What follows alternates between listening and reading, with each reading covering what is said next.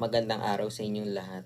Ngayon, ipapakita ko ang napili kong bagay na nagpapakita ng kultura sa ating pamayanan at wala nang iba kundi ang barya ng bansa natin o sa Ingles ay Philippine Peso. So, ba't nga ba ito ang napili ko? Meron akong apat na dahilan kung bakit ito ang napili ko. So, una kasi dito, makita mo 'di ba, may naka-imprentang isang tao at ito ay si Andres Bonifacio. Kasi sa mga barya, karaniwang tampok ang sa barya ng Pilipinas ang mukha ng mga bayani, mga kilalang personalidad, no? O mga simbolo na kumakatawan sa Pilipinas, mga lugar, ganun. Tapos, yung pangalawa naman ay ang barya ay mahalaga para sa araw-araw na transaksyon mula sa pagbili ng mga kalakal, yan, sa pamamalengke, no, hanggang sa pambayad sa pamasahe, yan, sa transportasyon, o kaya naman pang shopping sa mall, no, pwede rin yun, no. At dahil dito, sila ay lubos na nakaugat, talagang araw-araw nating ginagamit sa buhay at nagsisilbing medium ng palitan, no. Ito yung ginagamit natin pambili o pambayad dun sa gusto natin makuhang gamit, no. Kapag kinuha tayong may binili tayong gamit, kailangan meron tayong ibigay, no, syempre sa kanila, no. So ito yung madalas nating ginagamit, no.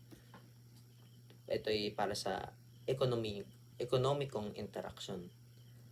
Pangatlong kadahilanan naman ay sa kulturang Pilipino kasi itong mga barya ay madalas na ginagamit sa iba't ibang tradisyon, no, at ritual.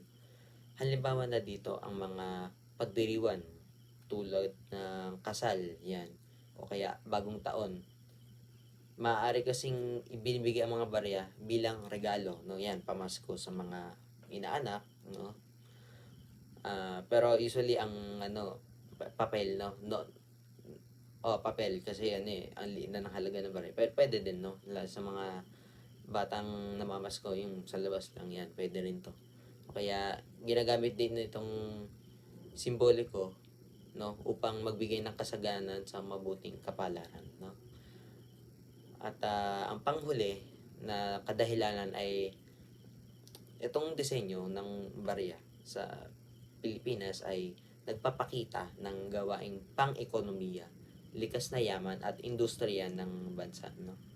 Halimbawa na lang, no, yung magtampok ang ilang barya ng mga larawan, yun, tulad sa una kong nasabi, no, na nagfi-feature siya ng mga lugar, no, tulad ng siguro Banawe Rice Terraces, no, naka-imprinta sa likod, no, na pang agrikultura, no, at buhay marino, sa dagat, okay, mga pook, mga lugar, no, na kalagahan sa ekonomiya ng bansa, no. Kumbaga fini-feature talaga yung mga lugar sa bansa natin, no, yung kasaysayan, no. Yun lamang po at maraming salamat.